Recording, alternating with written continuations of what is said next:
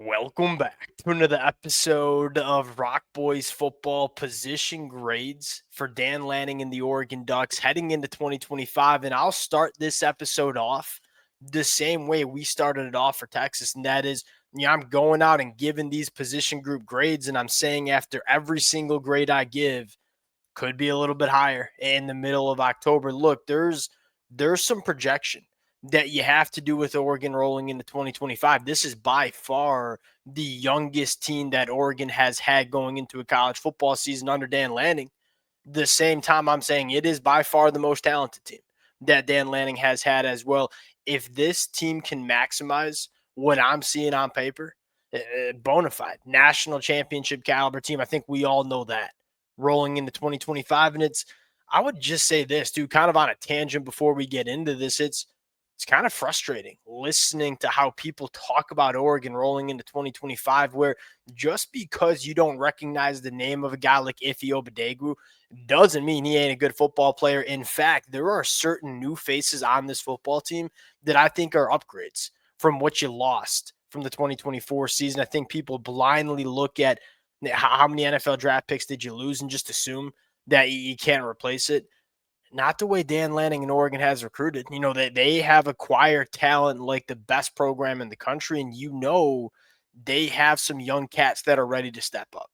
All right, that's my side note. We're going to get into it. Before we do, and as always, to the Oregon fans, just want to say thank you to you guys. Been a blast talking this football team really for the last 2 to 3 years since Dan Lanning has come to Eugene.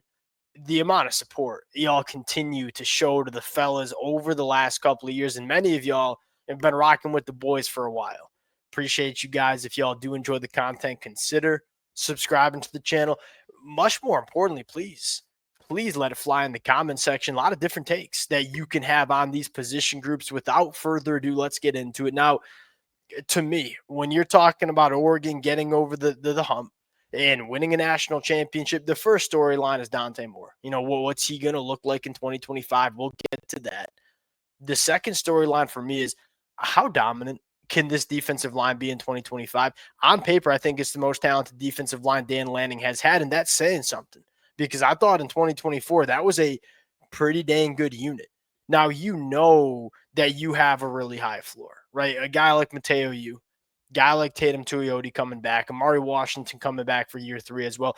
You got some guys you can rely on game in, game out.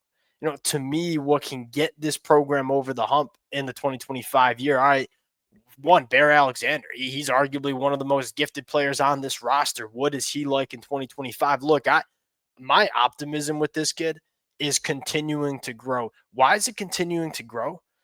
I haven't heard much from Bear Alexander since he got to Eugene. What does that tell me? He's keeping his head down and he's just working and getting better as a football player. The quieter it is around Bear Alexander, the more I think this kid is going to put it all together for Oregon in 2025. Then you go to a guy like Elijah Rushing in year 2. You go to a guy like Jericho Johnson in year 2. Aiden Breland in year 2. These year 2 guys that have the opportunity to take a massive step and become difference makers for Oregon, that's where the ceiling is. I know it's going to be a solid defensive line. Can it be elite? To me, it starts with these young cats emerging as not only quality depth, but I think a couple of these guys like Elijah Rushing can be legitimate, game wreckers for Oregon in the 2025 year. This is where it starts for Oregon. Can they dominate on the defensive line? Every team that wins a national championship, they'll win it in different ways with different kind of quarterbacks. They all got one thing in common: elite defensive lines. Can Oregon have that in 2025? I think they can. I think it's the biggest storyline for this football team. Number 2, secondary. Now, this is where you do a little bit of projection, right? Because you lose a lot of guys that played a lot of football for Oregon last year. I think the talent in this room significantly better than what it was in the 2024 year. Now it's just got to all come together. Now, what makes me feel confident that it all can come together is the depth. It's like if you want to play for Oregon in 2025 in the secondary, you better be damn good. I think Ifio has the opportunity. Everything we've heard out of spring and how I thought about this kid coming out of high school, little bit of a higher ceiling than some of the cornerbacks Oregon could have offered in 2024. To me, the big storyline here is you got a lot of new faces, right? At the cornerback spot, at the safety spot. Having a guy like Dylan Tiemann, there was a reason Oregon got aggressive like they did for a guy like Dylan T. And that is, hey, not only do we want a really, really good safety because we felt like that was a position that held us back in 2024. You certainly checked the box with that. The intangibles that this kid brings in terms of being the hardest worker on this roster, in terms of being the most knowledgeable football player on this roster. I look at Dylan T and say he can be the glue that kind of ties this Oregon secondary together. Without a guy like Dylan T, you're kind of looking at it and saying, all right, who's the leader? Who's the guy that's running the secondary room? You have that. And although he's only been on campus for 6 months, you've heard the impact that he's had on this defense. Him kind of tying this young, talented secondary together, really good. And then you look at the depth at safety. Like we're talking about Peyton Woodyard being the fifth safety on this team is insane. And in terms of the talent that this roster has in the secondary. Number 3 on the list, we're going to go to the offensive line. I'm going to give it an A minus. And look, this is one of those positions that certainly could be an A. The reason I'm going with an A minus, let's start with the things I like. Like A minus, a damn good grade. I'll tell you this: there's not a lot of offensive lines that I've graded out this year that are getting an A minus grade. The interior offensive line, I think, is going to be substantially better than it was last year. You bring in Emmanuel Pregnon. You have Poncho coming back for year 3. You know, whether it's Dave Luley, whether it's Matthew Bedford, you feel like you're going to get quality guard play from one of those guys. It's a big unit. It's a really physical unit. People don't understand this Oregon offensive line. They're a bunch of butt kickers up front. And I feel like when you think about Oregon, especially from a national media perspective, it's all about the colorful uniforms and speed and space and all your athletes making plays. This team can row grade on just about anybody in the country, especially with the unit on the inside. The tackle play. I think there's a lot of quiet confidence that Oregon hit on both tackles in the portal. Now, are there going to be lingering questions about that unit until they play in 2025? Yeah, absolutely. They're 2 guys that are jumping up from the G5 to play in the Big Ten. If they make that transition well, should be a very good starting 5. The real reason I have an A minus because I kind of do have confidence that both Isaiah World and Alex Harkey are going to be good football players. Depth is a little bit of a concern. And I think that's why we've highlighted this 2026 recruiting cycle for Oregon really critical that they hit on the offensive line position, because I do feel like if there's that one position that's not just loaded with talent, it's probably the offensive line. There's not a ton of depth that you can trust going into 2025. That's not necessarily to say it's not there. We just don't necessarily know if it is. That's the one thing that probably holds me back. Oregon was able to stay healthy on the offensive line last year. If they can do it again, they're going to be really good. And again, the depth might not be a problem. We just don't know if it's a problem going into 2025, where a lot of other positions on this roster, we know there's some quality depth on those units. Number 4, another hot take. Don't know if I love it. Wide receiver coming with an A minus. And it would have been an A, borderline A plus with Evan Stewart healthy.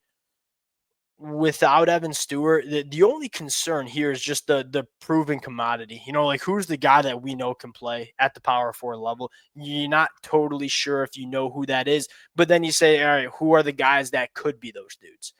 It's pretty much everyone on this roster. Like this is another incredibly deep position group, and as sucky as it was to see Evan Stewart get banged up there, this is a position that I think they have enough depth to deal with the loss of Evan Stewart. And I'll say this, we're throwing in the tight end position in this conversation. I think they got the best one in the country in Kenyon Sadiq. If De'Corian Moore can be the guy that we think he is and be that true wide receiver 1 for Oregon, you should be really comfortable in the wide receiver position. There's also a couple of, at least in my opinion, intriguing names. Like Gary Bryant's a guy we've seen play really good football, and it sounds like he's healthy. He's kind of back in that right spot going into 2025. He could be very reliable. Jurion Dickey's a 5-star going into year 3. We could go on and on. It feels like they have enough guys that could be really good, where it's like, yeah, it's a numbers game. I feel like they'll have enough good wide receivers in 2025 to be a very good pass catching unit in 2025. The only knock I have is not a guy that's relatively proven to be a difference maker in the pass catcher room, although you got a lot of guys that very well could be that guy in 2025. Probably rambled on a little bit more than I needed to on that. I got confidence in the numbers that Oregon has in the wide receiver room. Number 5, running back, A-.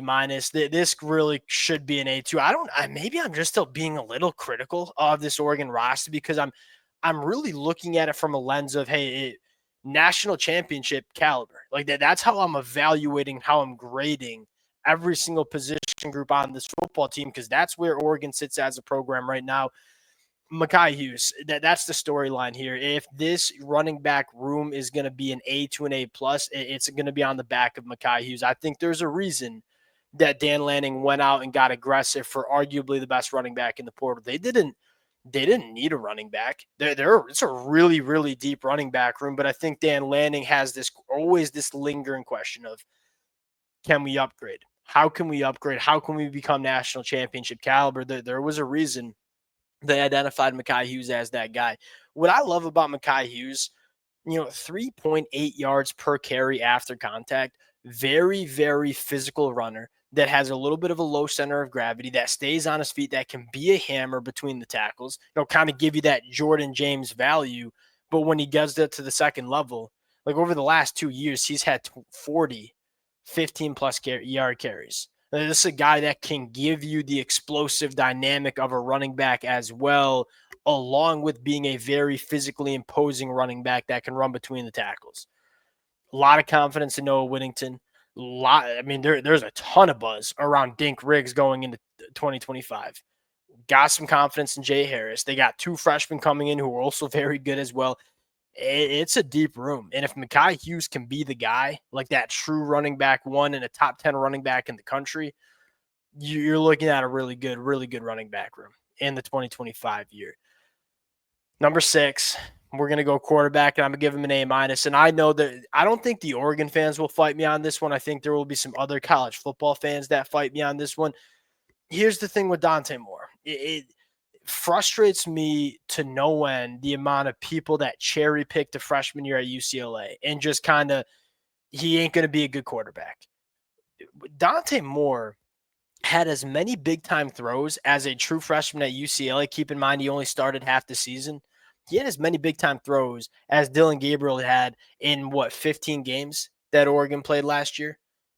And that's not a shot at Dylan Gabriel. That's just highlighting the ceiling that Dante Moore gives. He was under pressure over 40% of his dropbacks. Did not have any pass catchers of note to really work the football too vertically down the field. That was a horrible situation for a freshman quarterback to be in. And he still showed you the glimpses of the ceiling he can provide in offense. Look, you can cherry pick all you want about Dante. This just kind of came into my mind, and I'll use this. Same conversation with Bo Nix. And I'm not sure if we've talked about it. I feel like we might have. That was the same conversation with Bo Nix. He's a bust. He's a highly ranked guy at Auburn. Didn't really make it work. Comes to Oregon, he ain't going to be any good because we saw him not play very good at Auburn. What was the storyline with Bo Nix? He had a horrible supporting cast at Auburn. He comes to Oregon, has a good supporting cast, becomes one of the best quarterbacks in the country. I think Dante Moore arguably has a higher ceiling than Bo Nix as a pure thrower of the football.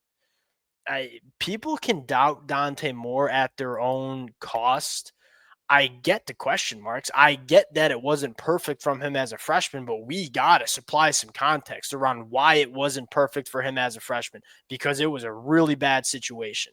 Then he comes to Oregon, gets a year to just sit behind one of the most productive and experienced quarterbacks that we've seen in college football, Dylan Gabriel. Year marinating with Will Stein with a infinitely better supporting cast that's going to give him a run game, that's going to keep him clean, that has pass catchers on the outside. All right, we'll see. I think he's going to be really, really good. Number 7, linebacker, B+. Maybe a little bit harsh of a grade. I just want to see more difference makers there. I think Bryce Betcher, very, very solid. I think Devin Jackson took a really big step.